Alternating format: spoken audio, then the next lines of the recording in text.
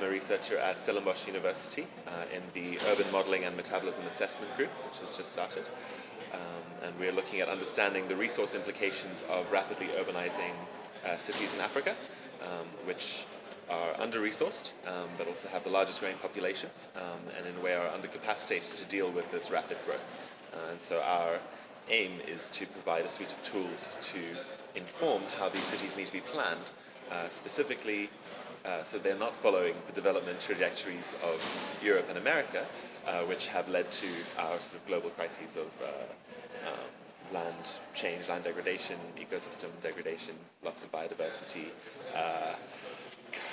carbon emissions and climate change, all of that. So if we can find ways to make these cities grow in sustainable or environmentally conscious manners, as well as socially conscious manners, then we can avoid a lot of the troubles which we see down the line, which we've seen down the line through normal urbanization processes in other spaces.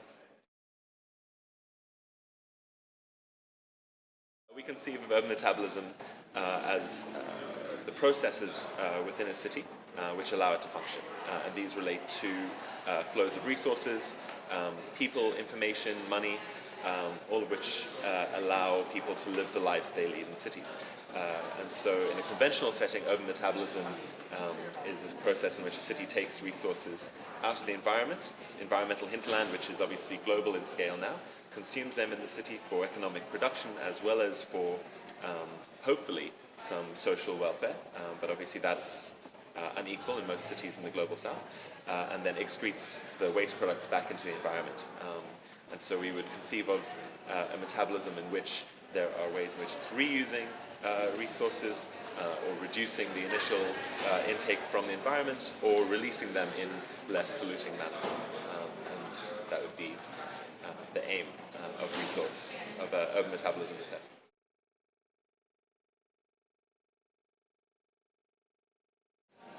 So from a global south perspective, it's incredibly relevant because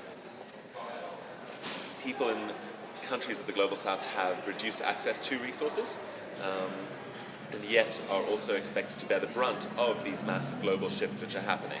And so this is a rather unjust global system that we're living in, and so people in cities, in a way, face some of the largest challenges because these are the centers of economic production and resource consumption and therefore pollution, but they also have the largest opportunities. So if you can reshape the processes of cities, you affect global systems.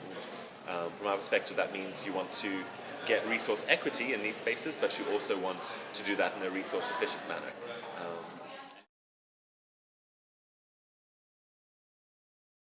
Data scarcity. I mean, all cities around the world, the lack of information is astounding.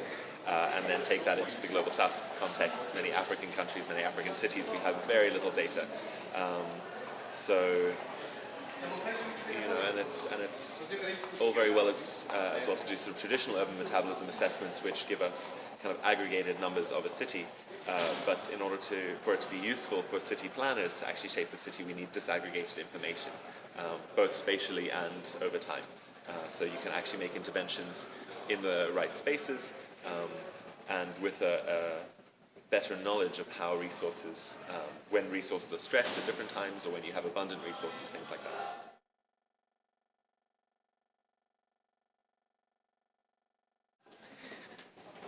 Well, ideally we're moving towards having urban planning systems which are informed very directly by information. You know, and obviously we would like if that was coming from a systemic perspective where you're taking into account uncertainties, where you are not acting with pure surety, but are acknowledging that there are unexpected consequences of certain actions, and so you try as best as you can to predict those. And obviously more information allows you to engage in dynamic modelings or stakeholder exercises where you can envision what certain pathways might lead you to.